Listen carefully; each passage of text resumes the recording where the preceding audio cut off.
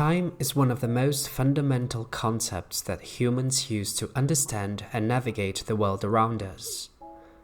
It is a concept that is so deeply ingrained in our daily lives that it can be difficult to step back and examine its nature and meaning. At its most basic level, time is a measure of the duration between events. It is a way of ordering events in a sequence and of measuring the amount of time that has elapsed between those events. But what is time itself? Is it an objective property of the universe, or is it a human construct? To begin to answer these questions, we need to examine the properties of time in more detail. One of the most striking features of time is that it seems to have a directionality to it.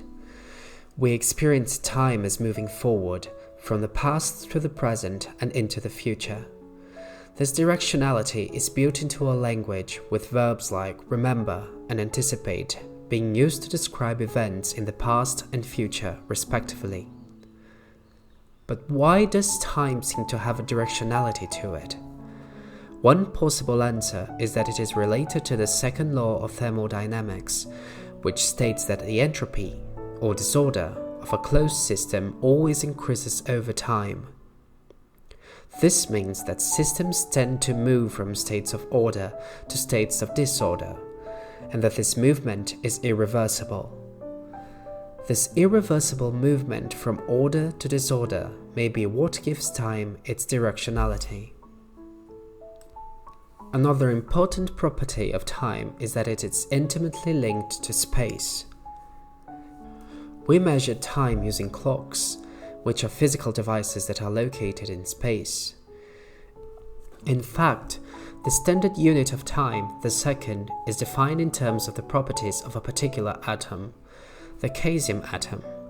This means that time is tied to the physical world in a very concrete way. The link between time and space becomes even more apparent when we consider Einstein's theory of relativity. According to this theory, space and time are not separate entities, but are instead part of a single four-dimensional structure known as space-time. This means that the properties of time are intimately linked to the properties of space, and that our understanding of time cannot be separated from our understanding of space. But what are the implications of this for our understanding of the world and ourselves? One possible implication is that time may not be as objective as we once thought. If time is intimately tied to space, and if space is shaped by the distribution of matter and energy, then the properties of time may also be shaped by the distribution of matter and energy. This means that time may not be an absolute, objective property of the universe, but may instead be a relative property that is shaped by the physical world.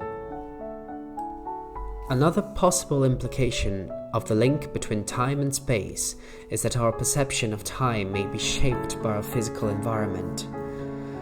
For example, time may seem to move more slowly in a region of space where the gravitational field is stronger, as predicted by Einstein's theory of general relativity. This means that our perception of time may be influenced by factors that are beyond our control, and that our subjective experience of time may not be an accurate reflection of objective time. In conclusion, the nature of time is a complex and deeply philosophical question that has fascinated thinkers for centuries. While we may never have a complete understanding of the nature of time, exploring its properties and implications can help us gain a deeper appreciation for this fundamental concept of existence. So what do you think?